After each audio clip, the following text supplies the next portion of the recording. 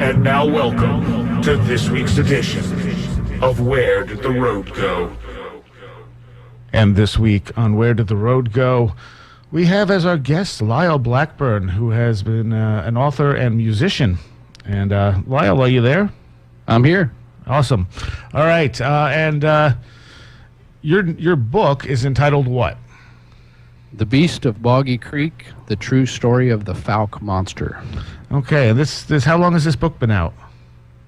It came out, it's almost been 1 year. Okay. And this is based on what? Well, it's a creature known as the Fouke monster, which has been sighted over the years in southwest Arkansas, and it's most famous because of a movie that was made in the 1970s called The Legend of Boggy Creek, and there was several sequels that were made, but The Legend of Boggy Creek was quite a success in the 70s in the movie and the drive-in circuit. Was a small, low-budget movie that was made for $150,000 and went on to make $25 million. So it was a real phenomenon, and people who, kind of remember horror movies and drive-ins back in the 70s all remember this. If I'm out at a book signing or something, so many people come up. And so I had seen the movie sometime when I was a kid at a drive-in and always loved it.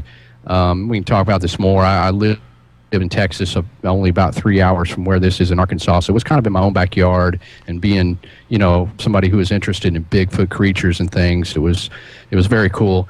And so years later, fast forward, once I start doing some writing, I started looking into the case and just kind of trying to find out what was real, what was true, and what wasn't about it. And that kind of led to the book, because I found that there was just a really great story about the history of the sightings of this creature, which continue all the way up till today, as well as just what all went on with the making of the movie and what happened to this little town of Fouke after they had a hit movie made about, a monster. Now, the movie's not... I actually just watched that this week. I'm pretty sure I saw it back ages and ages ago. But it's not so much a horror movie as like a pseudo-documentary. Right. And that's one reason it was so effective, because, this is popular with horror films today. If you look at things like the Blair Witch Project or Paranormal Activity, they kind of try to make it look like it's real or a documentary. Well, the way The Legend of Boggy Creek was filmed, it looked so much like a documentary that it really, kind of freaked people out. And I can remember as a kid looking at it, thinking, in my kid brain, I was thinking, well, how were they there with the cameras at the same time these people saw that monster? I thought it was like they were, live filming it. I didn't understand it was a reenactment because they used real people to reenact it, so it looked so real. And how many of the cases on there turned out to be real cases? The majority of them. Okay. And that was the funny part about it, is because, you hear people going, oh, yeah, there was a couple of sightings back in the 70s, and then they made a movie and made up some stuff. And, I was even under that impression as well. But once I really delved into the case, I realized, wow, these were all based on actual reports by real people, and that there was actually many, many more sightings that weren't in the movie. So it was kind of cool to find that out. And the sequels are actual horror movies, right? More or less. I mean, the one that came out after that, The Return to Boggy Creek, it's kind of like a kid's movie. It reminds me of one of those like Return to Witch Mountain, some kind of a Disney thing. It's so. And then the original director, Charles Pierce, finally relented and directed Boggy Creek 2 in the 80s, and it's pretty horrible. I mean, he's sort of... You strike it so perfectly with the original one that he was nowhere he could go with it, and it was goofy, but yeah. But kind of kept the Boggy Creek thing going in a way. The legend kept it alive. What did happen to the town after all this popularity? Well, Fouke is located near Texarkana, and Texarkana, by its name, is located on the border of Texas and Arkansas, close to Louisiana. So the little town of Fouke, at the time in the 70s when all this sort of started coming to light, the population was 500 people. So when they first had some sightings back in the 60s, regionally, that was drawing in some people that were, kind of interested in what was going on. But once that movie came out, and now it's on the national and in some cases international circuit, it became so popular that you had, at some estimates, they said there was as many people coming through that town trying to, quote unquote, hunt the monster as people lived there. So, wow. They don't even have a police force. So it was completely out of hand. I talked to a girl that one of her incidents had been reenacted in the movie, and she said they lived on Boggy Creek, and she said at that time they would get up in the morning and it would come out and there would be all these people on their front lawn in lawn chairs. And they'd be like, Man. Excuse me, what are you doing? Like, oh, we're out looking for the Fouke monster. So it was just a really surreal situation. How many of the original witnesses from the film did you get to interview? Not too many. A lot of them have passed on, unfortunately, that were documented in the original. Because what the movie did, it highlighted a lot of the sightings that had occurred in the 60s. So Right. Some of the people that saw it in the 60s, they were on in age at that point. So by now, 40 years later, a lot of them had passed on. But I was able to locate some of their immediate relatives and things like that. So, I was able to interview a few of them and then some immediate relatives. And as well, there's been sightings that have occurred since, a lot of sightings. And so I was able to interview quite a few people firsthand about later sightings that, weren't in the movie because they hadn't happened yet. So that was, very, very... I totally forgot what my question was just about to be. How do you judge these people's honesty when you talk to them?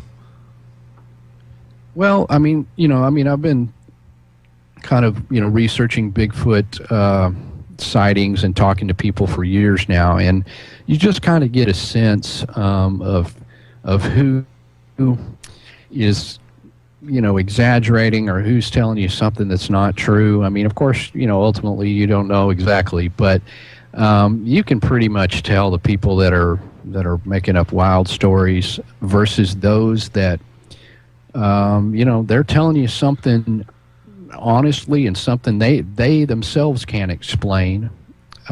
So you come away with the feeling that, I'm not sure what they saw. We can't prove, but they definitely saw something.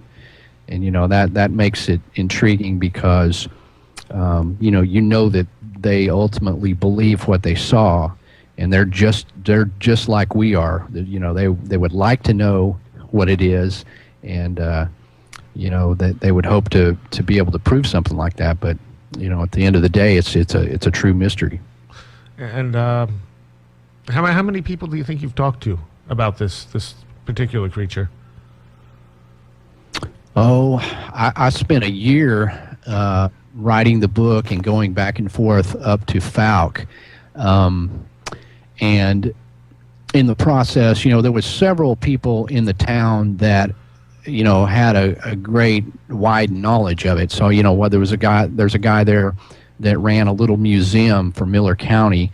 He had a lot of information, and then there'd be a few other, what I call Fouke monster historians. So I had, the kind of the core people that would help me, figure out the chronology and the history. And then outside of that, I interviewed, I don't know, 20 or 30 people at least that had sightings or recollections of how these events went down. And it hasn't stopped. Even once the book came out, then I'm starting to get even more stuff. So it's almost every few weeks I get another person that has a story. So it's been quite a bit. Wow. Okay. How far back do these cases go? The first sighting that I could roughly estimate is 1908. Wow. And that that's coming quite obviously second or third hand from people passing this story. And then there was a few secondhand sightings in 1932. Then there was one in the newspaper from 1946, which is what, if you really read most people's accounts, they'll say it all started in the 40s, because it's true, some guy had mentioned in the 70s that he had heard somebody talk about it in the 40s, so that's where they get that number. But then once the 50s and 60s started going, that's where you really get the bulk of the sightings. So, because there was just more people living there. Not a lot of people, but there was more. Back in 1908, there just wasn't a lot of people down there. So I'm sure, either, people had seen something and never mentioned anything, or there just wasn't enough people present to be able to sight these monsters. Right. And are there any Native American legends or anything about it? Yeah, definitely. All the tribes, if you start looking into all the Native American tribes of America, they all pretty much have a word for hairy man or forest giant or something along that line. So while it's hard to determine what that actually referred to, there's no doubt that they had some sort of word in their language which referred to this. You would think, why would they talk about hairy giants, if they hadn't had sightings? But of course, that's conjecture. But right. In particular to the Fouke monster case, there is some newspaper reports that date back to the mid-1800s that are basically the equivalent of Sasquatch sightings very near Fouke. In those. You there? Oh, we might have lost him. Let me play this real fast and we'll get him back.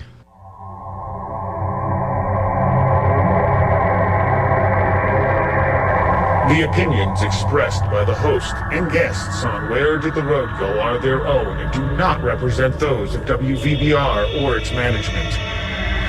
Join us on the web at wheredidtheroadgo.com, where you can send us questions for our live guests via email or the live chat room. You can also check out our upcoming schedule, blog, links section, book reviews, videos, and links to our Twitter, Facebook, iTunes, and much more. That's wheredidtheroadgo.com.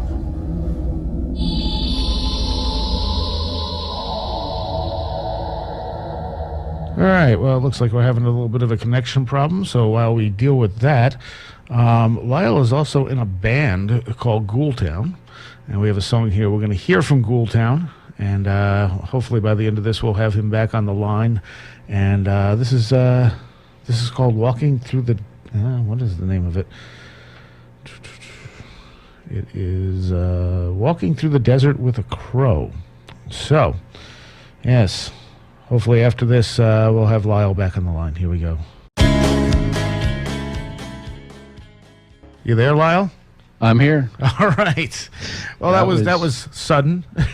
Yeah, that was very strange. It was, so it's thundering outside, huge thunder, and all of a sudden the power went off. But I have a universal power supply or whatever, uninterruptible, and it kept the computer on, so that was the only thing going, and I could see that, and then I'm talking, I realize, wait, I don't think anybody can hear me, and then it just goes black.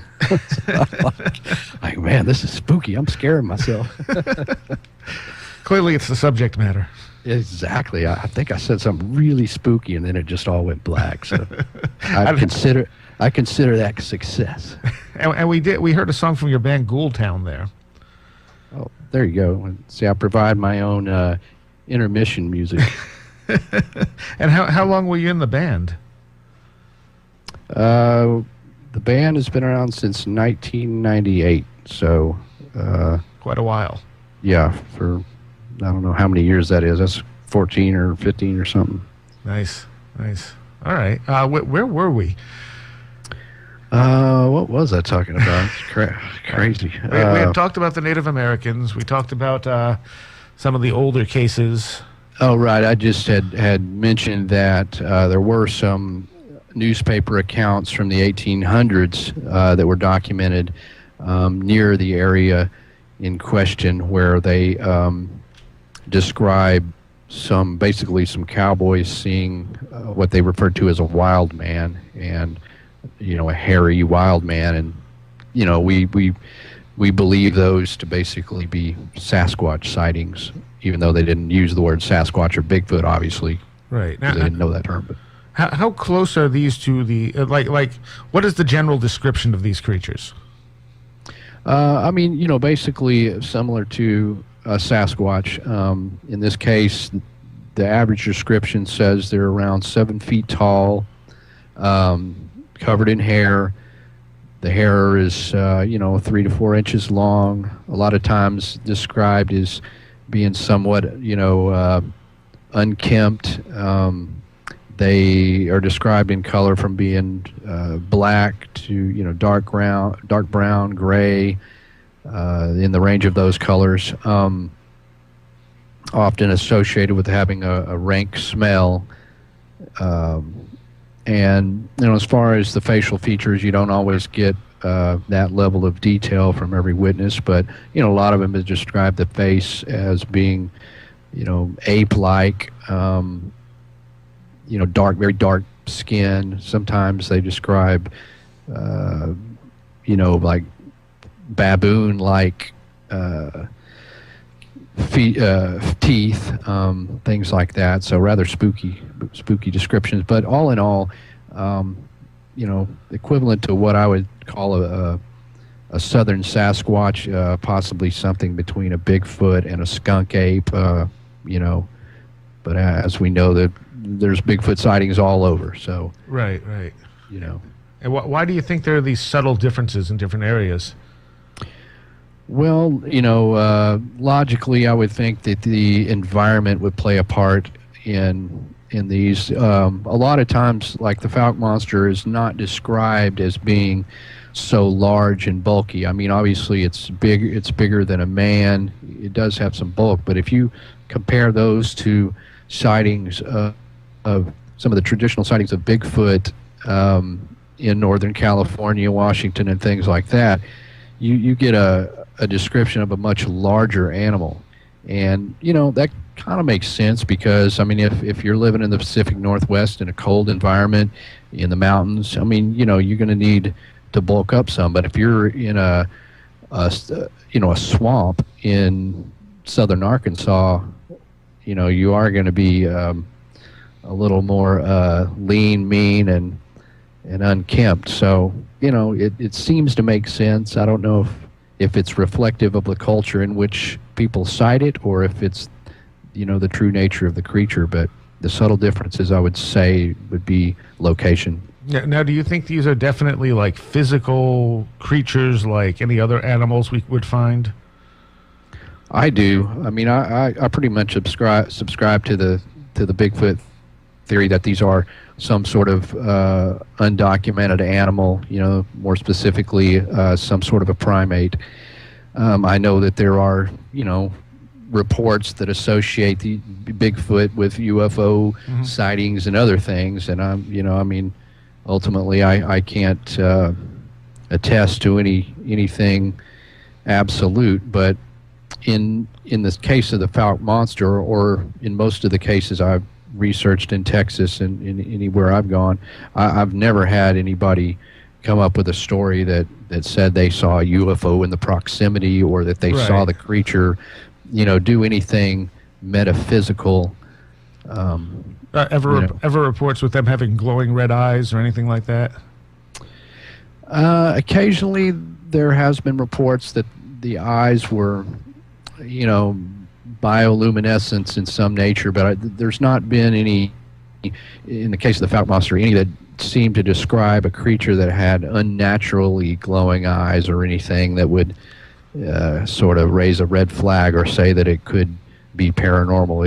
It all seemed to just simply be just some sort of strange animal, and then that's the terms in which it was usually described. Because if you go back in time and look at a lot of these old sightings, and I did speak to several people who had sightings in the 60s and things like that, they just simply described it in terms of like a gorilla or things like that, and that's what they drew from because those are the animals they knew. Right. So. Well, I think also, when you're dealing with the UFO phenomenon, so many strange things happen, and it's so... when you look in some of the deeper cases, just because a Bigfoot is sighted with a UFO, it doesn't mean it's the same type of thing as you might see out in the wild. It seems to have an altered state of consciousness effect going on with UFO sightings. Oh, yeah. You just because you saw... and not to say that people haven't seen UFOs and then see a big hairy creature. Who's Right. to say that that it actually came from the UFO, or that it's a creature that's the same as what people are describing elsewhere? So it's just all theories on the table at this point, and because you just really can't prove it or say what it is. Yeah, and I guess the big skeptical response to this type of stuff is, why haven't we found any remains, any fecal matter, anything like that that would definitively prove these things? Yeah, and then you always get that question from people, certainly, and just because we haven't found that does not mean that it doesn't exist either. And what I tell people, if you had interviewed as many people as I had, and you knew people who were very close friends who had very startling sightings, you would be very hesitant and very pressed to explain away these things. And again, it comes back to they saw something.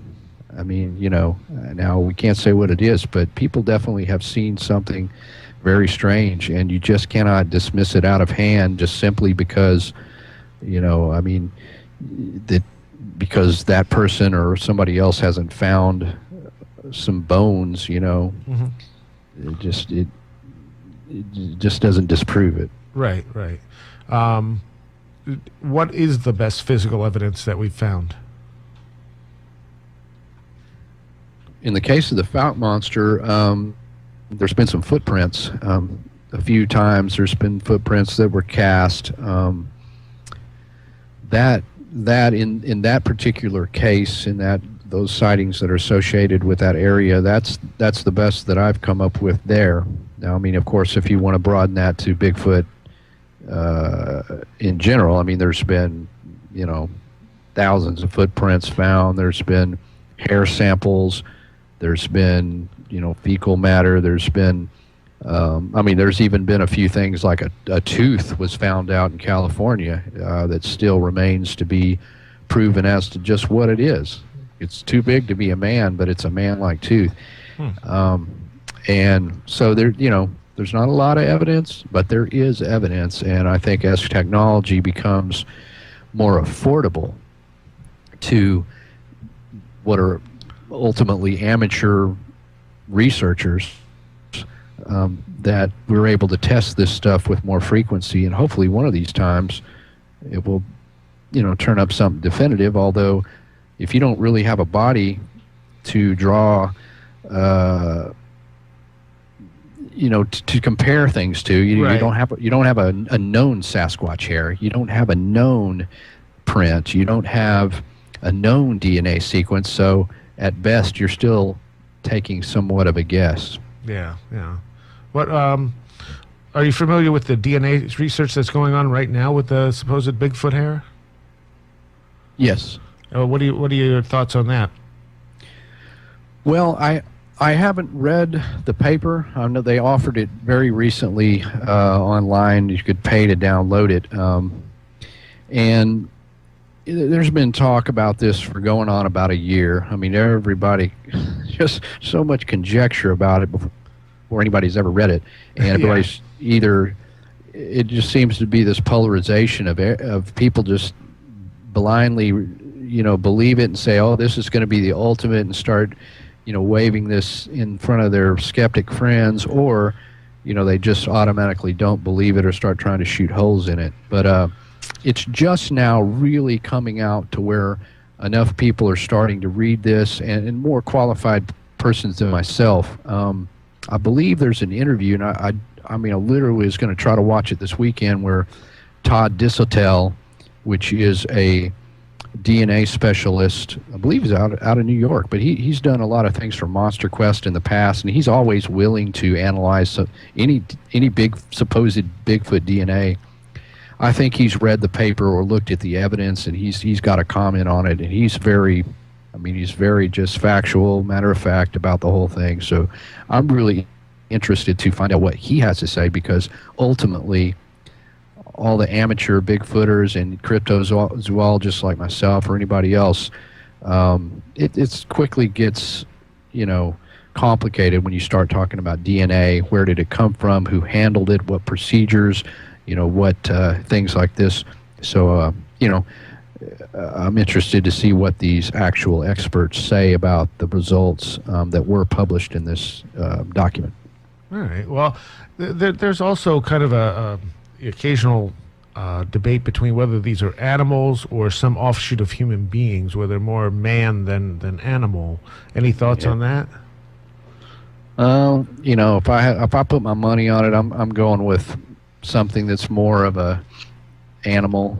I mean, in that debate's come up considerably, because what this paper proposes is that the hair sample they have does show that Sasquatch is an offshoot of the human lineage, but it doesn't date back very far, and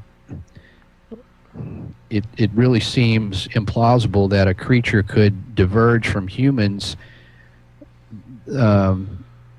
at this point in time and be able to change so radically, evolved into something that looks so far from us. It's just almost impossible. And that's one of the questions on the table, is how can that be? I mean, if it branched off the human line, that there's no way it would its characteristics and physicality would change that much, right, in the time it's given. And so I still kind of just subscribe back to the, it's more of a primate. It would come from the primate line or some branch into, further back, in which, primates and humans had already diverged, and then it came off the primate line. But, that, again, that's, without a body, there's just really no way we're ultimately going to be able to prove or disprove that. And why do you think we've never found a body? Well, I mean, that's definitely hard to explain, and I can certainly identify with somebody who, asked that question. All I could say is part of it is due to skill on their part of being, experts at survive and evade. I mean, they've just been lucky this far. It's possible they bury their dead. I mean, obviously they would exist in small populations, so that would be on their side. It's much harder to find, bodies strewn about when there's not very many of them to start with. Right. And if they have a long lifespan on top of that. Right. And, it's also, just luck that one hasn't been discovered. But I mean, there's been animals in the past. I know people think, oh, well, we've uncovered everything there is out in the woods. People just don't realize till you get out in some of these really remote mountainous areas just how much dense forests there are out there. People tend to have this idea we live in these cities and there's roads connecting everything, and yeah, certainly there is, but there is pockets of hundreds of thousands of square miles that are just heavily forested, and something that is an expert, that is a skilled predator or some sort of primate, it is possible that they could exist undiscovered for this amount of time. It definitely is possible. Okay. What do you think of like the multi-dimensional explanations that they're shifting here to somewhere else, and that's why we don't find these things that easily? Yeah, I mean, that's, food for thought, obviously, but I mean, interdimensional creatures, I just wonder why they would be hairy ape-like looking things. I mean, Right. I almost think, in my mind, I was thinking, if I'm thinking interdimensional creatures, I'm thinking something more like the Predator, you know, Right, right. or a traditional alien. I don't know. It just seems bizarre that it would be. Out of all the interdimensional creatures, it happens to be this ape-like, just a hairy ape. Unless it's like a window area where there's just something that these certain areas have special about them, and they're just wandering through. Yeah, and and there is unexplainable things like that. I mean, if anybody's read the book Hunt for the Skinwalker, yes. which talks about the variety of unexplained phenomenon that happened out there in Utah. And that's just one small ranch, too. It's just one ranch. And I know at one point, these guys claim to have seen this sort of a little tunnel of light or a little black hole open up, and this big hairy creature crawled out of it. Yeah, yeah.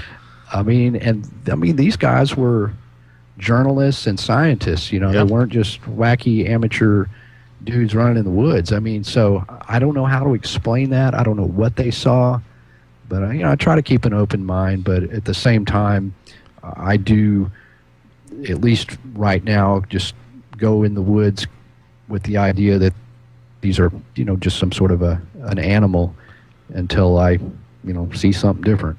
Now, have you actually gone out trying to essentially hunt these things, or?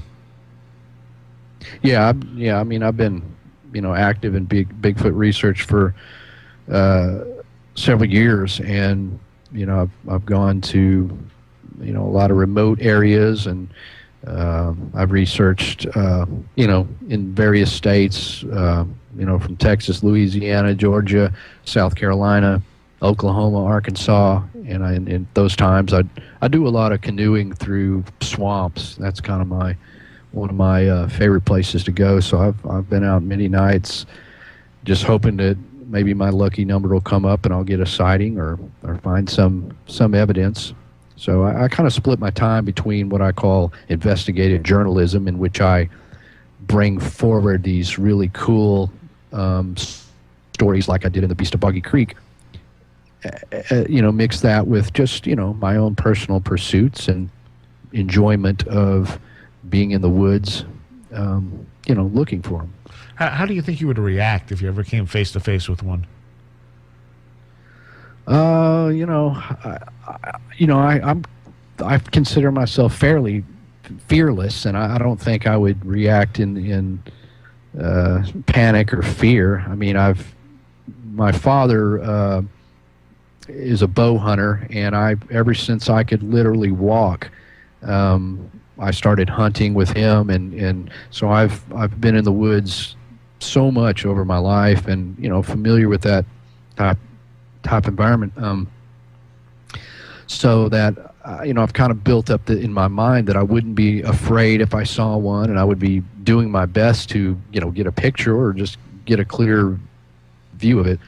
But it's another thing when you're standing there looking at a 7 or 8 foot tall, right. 500-pound animal. I don't know.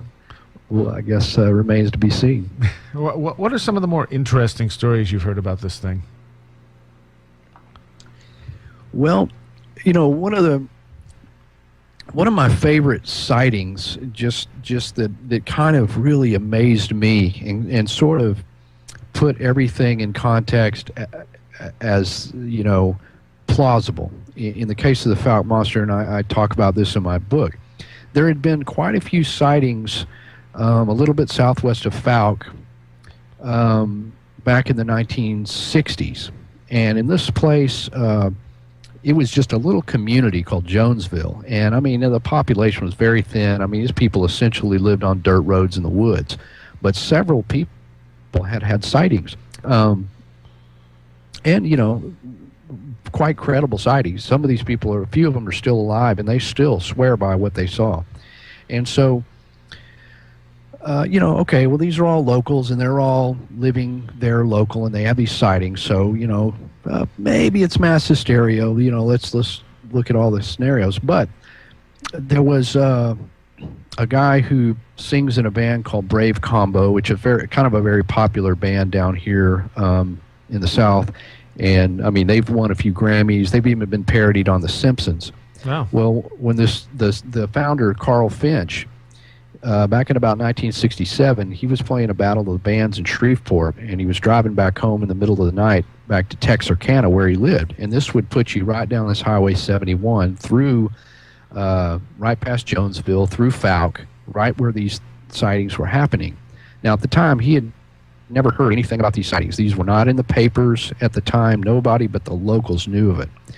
Well, he's coming up, and his cousin is driving. They're in an old VW Bug, and it's very, very dark out on this road at night. I mean, there's nobody out there, desolate, and they're kind of near the Sulphur River. And in the headlights, they see what they believe is a man jogging down the side of the road ahead, going in the direction their car is going. And it's like, that's weird. I mean, you're in the middle of nowhere. They get a little closer. They think, well, the guy's wearing a fur coat, which is really weird because it's spring. And I mean, this is, it's Arkansas, Right. They get a little closer, and he's like, I don't think that's a coat. I think that the thing's covered in hair. It's like a hairy man. And it was pretty big, and he said it was moving very fast. And, by now his cousin is just kind of like freaking out. She's getting over towards the other lane. She's like, I am not stopping. And, just did not know what they see. So they pass by, and he tries to turn and get as good of a look as he could of it. But, of course, once they pass, it just quickly fades into the blackness. And so he just wasn't sure what he saw. And this was 1967. He had never heard of Bigfoot, and certainly never heard of the Fouke Monster. It wasn't until the 70s that he actually went to the theater and saw The Legend of Boggy Creek. And, man, when he saw this, he went and talked to his cousin and kind of compared notes. And, he's like, man, I think I saw that creature, And she had the same recollection, She's like, yeah, we saw, something, the hairy ape-like man running on the side of the road.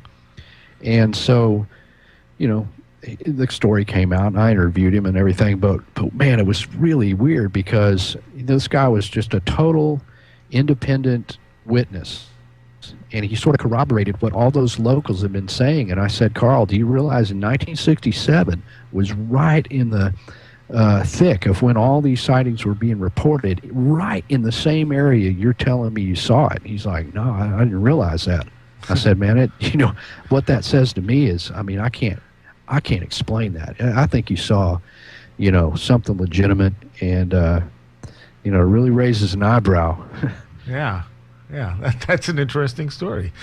How far now? These center around Boggy Creek itself, right? These sightings. Well, yeah. I mean, yes and no. I mean, a lot of the sightings in the 70s were right there near Boggy Creek, and Boggy Creek is a little bitty creek, but it flows out of another creek, which flows into Mercer Bayou, which flows into the Sulphur River. So they're all kind of connected, with Boggy Creek being sort of the end point, which is near Fouke. And if you look at the sightings, they do happen along Boggy Creek and then back towards the Sulphur River, all down in there. And you kind of get this picture that if something was living out there, a small population of, strange creatures of any sort, down in those Sulphur River bottoms would be exactly where they would live. It's very remote. There's the Sulphur River bottom wildlife management area is 20,000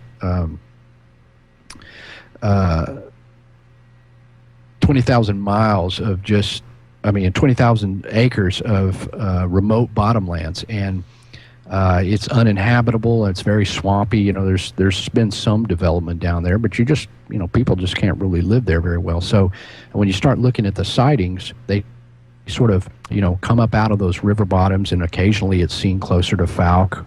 But there's a real pattern to it, and it does show something that would seemingly be what a real animal would do and where it would be sighted. Huh.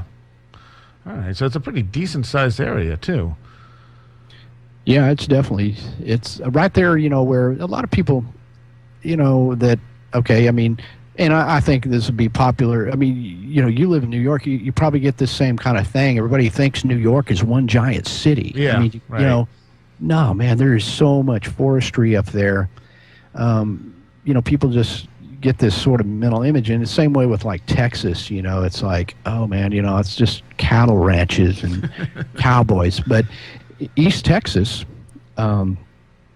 is second only to, well, Texas itself is second only to Alaska in square miles of forestry. I mean, there's just a huge amount, and almost all of it is concentrated there in the eastern portion. And this is all connected there where Arkansas, the border of Arkansas is, and it all kind of flows together to create this really big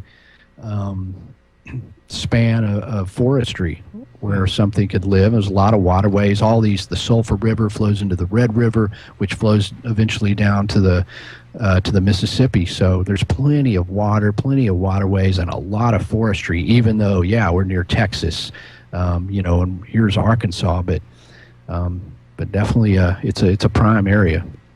Have there been any photographs, any video, anything like that? No, unfortunately not.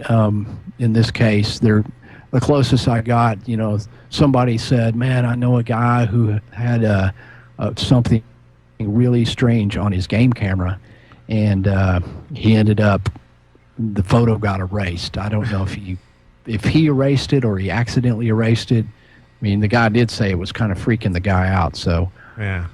Yet again, just the taste of that. Oh man, I'm like, man, if you just had that photo, But and really, that's never going to convince a skeptic anyway, because any photo, anything like that, they're just going to say, well, it was faked. Oh yeah, dude. Ultimately you got to have a body. Yeah. I mean, and it's unfortunate that.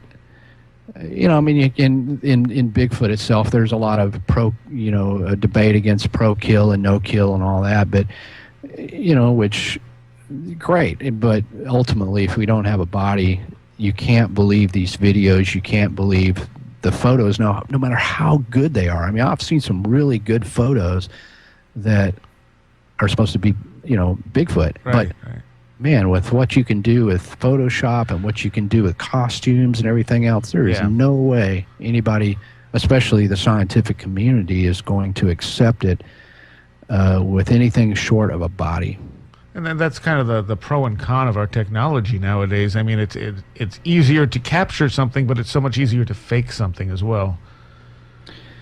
Yeah, I think so. And I mean, even just the spread of information itself, I think is a problem. And one reason I kind of like to look at these cases like I do with Boggy Creek, where I go back in time and I really build the full story. And I when you look back at the sightings, like I'm talking about in the 60s or the 70s, a lot of these people down there, they'd never heard of Bigfoot. So whereas today, you can't hardly go anywhere where somebody doesn't know what Bigfoot is. And so you hope that they haven't been influenced by what they've seen on the internet and all the films, or seeing Finding Bigfoot episodes, and you hope that they're not influenced by that, because you can rest assured that some hunter in the 1960s who saw an ape-like creature walking by his stand was not influenced by Bigfoot, because he had never heard of Bigfoot. Right. How are the witnesses you've interviewed? Do they seem slightly traumatized by this stuff, or is it a mixed thing, or are they okay with it? More than not, they're traumatized by it. There's been several that they didn't want to go back to the area in which they saw it. There's been some that were hunters and they just stopped hunting. Wow. There's been some that they don't like to necessarily talk about it. I mean, these people really weren't trying to get publicity or anything. In some cases, I had to really coax them to tell me their story and say, I'm doing a serious, book here. But I did get the feeling that they were kind of traumatized to certain degrees by what they had seen, or it's almost like this lingering question of what did I really see, that there's that they can't answer, that's not going to be answered. So there's this unanswered question that they've been living with, in some cases, 20 years or whatever. Right. Which kind of would bug you, Has this beast ever actually hurt anyone? Has anyone claimed it attacked them or anything like that?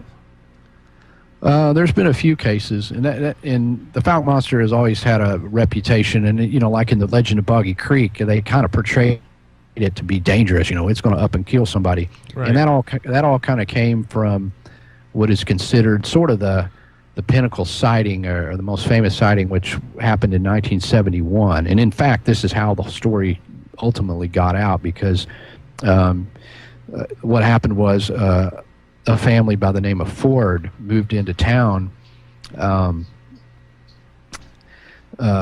back in 1971, and they were renting a house. There was two families, and the guys had come there for work, so they were working off at night, and the girls were staying at home. And over the span of a few nights, they kept hearing something come up on the porch, something walking around, something big, something heavy. And one evening, the windows are open. It was hot down there. This was May, so it's already starting to heat up. So they didn't have, central heat and air. This is an old home, Right. And so this thing reached what they described as a hairy hand into the window. And of course, they had enough of it. Their husbands would come home. They're like, "You got to do something. I don't know what this thing is, but something big is walking around the porch, and it stuck a hand in here." So obviously, they're freaking out. So they borrow a shotgun from the landlord, and they were home, and it was a Saturday night this time. So the guys were home, and sure enough, this thing came back up on the porch, and they decided to confront it. So they grabbed the shotgun, made their way out the door. By this time, the thing had apparently run off back towards the line of the woods, and they came out there with some lanterns, and they just started shooting. And they shot it about 7 times, and it was kind of silence. And so it was 3 guys, and they all decided, well, we need to go down there and see if we hit it or see if we can see it. The women are screaming. It's just totally crazy. And they go down there looking around. They don't see anything. They don't see any blood. They don't see any creature. And so one of the guys, Bobby Ford, he's very spooked by the whole thing. So he decides, man, I've had enough. I'm heading back up to the house. Guys, you can look all you want. I'm done, man. This is scaring me. So as he's heading back up, now he doesn't have the light. He runs back to the porch, and in that time, this all kind of a flood area, so that's built up on the house is built up on a rise, and he's got to go up a little ladder. So as he's going up the ladder to get onto the porch, something comes out and grabs him, and he described it as some kind of a dark, hairy creature, and he basically tangled with this thing, got away, got up onto the porch, and nearly jumped through the front door. Well, as you can imagine, he's just completely inconsolable at this point, and they ended up having to take him down to the Texarkana hospital, and he was actually treated for minor injuries, scratches, and shock. I mean, the guy was in total shock. And so that's how the story ended up getting out, because one of the doctors down there was just like, what? He's describing how this hairy monster had been, attacking the family, and how he got in a fight with it. And so he calls a guy down at the radio station, said, dude, I got a guy down here that says he's been attacked by a hairy monster in Fouke. This guy's truly in shock, and I think you guys should go check it out. And so the news went out there the next morning, along with the sheriff and everybody else, and documented the case and printed it in the paper. So the next day, or like on Monday, it comes out, Fouke family terrorized by hairy monster. And that really opened the floodgates for for everything, and kind of that's what led to the movie. And if anybody's seen The Legend of Boggy Creek, the final climax scene in the movie is based on that incident, the Ford incident. Right. Okay, well, we're just about out of time, and I wanted to cover something real quick. You said you're going to be on a few television shows. Yeah, I recently shot a few shows, and as a matter of fact, there's one coming up. There's a new show called American Monsters and Mysteries that's going to air on Destination America. That's one of Discovery's affiliates, and they're doing a episode that features the Fouke monster. So, I'm on there. I don't know to what extent, but I did shoot the show and do some interviews and stuff. So it's very cool that there's been kind of a resurgence in this subject. And later on, I'm not sure when this will air, but I was on a quite popular Bigfoot show on Animal Planet. So again, those are very cool things, and it's always cool to talk about Bigfoot. And so I'm looking forward to those shows. And where can people get your book? The best way to just get information on me is go to my website at lyleblackburn.com. There's links there to my book, and it's also available on Amazon. And if you follow the links from my site, it'll give you the links if you want to buy it on Amazon. It's on Barnes and Nobles. It's in digital format, Kindle, Nook. It's on iBook at iTunes. So yeah, just definitely hit up lyleblackburn.com, and that'll just click on the book image there, and that'll kind of guide you along, and you can pick your favorite flavor of book. And you also have links to info on your band Ghoultown on there too, don't you? Right. Yeah, if you want to check out Ghoultown, definitely. I think there's a video on my site, but ghoultown.com. And it was a pretty cool video too, actually. Yeah, we shot. We've got one we shot with. We did a song for Elvira, Mistress of the Dark, and so we've got a video we shot with her out in Hollywood. So that's always a fun one to watch. And you also you write for a horror magazine as well? Yes, I write for Rue Morgue. It's available on Barnes and Nobles and finer bookstores, Books A Million, things like that. Is that fiction that you do for that? No, Rue Morgue is covers the horror culture. So we cover movies, video games, books, anything to do with horror. So I mean, there's several horror magazines out there, and people know Fangoria, and there's Horror Hound, and there's Rue Morgue. I mean, Rue Morgue's been around for a long time, so it's cool to write. I'm the cryptozoology specialist, so there's a lot of horror films that often play in themes of cryptozoology. So being knowledgeable of cryptozoology and being a total horror movie freak, it's the perfect thing to write about. Yeah, definitely. And you're working on a new book as well, right? Right. Yeah, I'm in the process of doing a follow-up, which I'm not sure when it'll be released, but I've been hard at work trying to come up with something that can top The Beast of Boggy Creek. Because if you go look at the reviews, I'm like, oh man, how am I going to top this, man?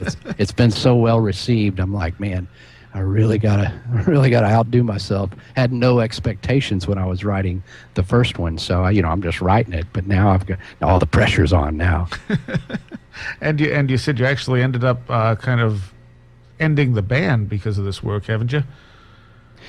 Yeah, I mean, we've just kind of gone on this indefinite hiatus just because, I kind of took some time off to write the book, and, something I've always wanted to do. And, I can write for Rue Morgue, and I have to do other things for income, to supplement. So I've been doing that. But once I started writing the book, and then once the book came out, it's just been just a crazy year. I mean, it's just been nuts, and it's just sort of limited my time. So the band kind of had to be put on hold. But man, I've been doing that for 15 years, so I think the band can take a little time off. Yeah, that's cool. And can people get your music on your website as well? Yeah, ghoultown.com, GHOULTOWN.com. You can buy CDs directly from our store, and it's also available, on Amazon, and you can get it digitally on iTunes, and it's just out there everywhere. So no problem finding that either. All right. Okay. And LyleBlackburn.com is the website. Right. And I thank you so much. This was fascinating. You bet. It actually kind of changed the way I look at this stuff a little bit, because I had always kind of looked at it in the maybe multidimensional paranormal sort of way, but after talking to you about it, it's kind of changed the way I think about it a bit. Cool. That's great. I like to, like I say, it's like all theories are good on the table. We should always look at all the different angles, because that's the way we're going to ultimately figure out what it is. All right. Well, thank you very much. And people should definitely check out your site. There's a lot of interesting stuff on it. It's a very well done site. And we're going to take you out with some Psyche Corporation. And The Last Exit for the Lost is up next. Thanks, Lyle. Thanks.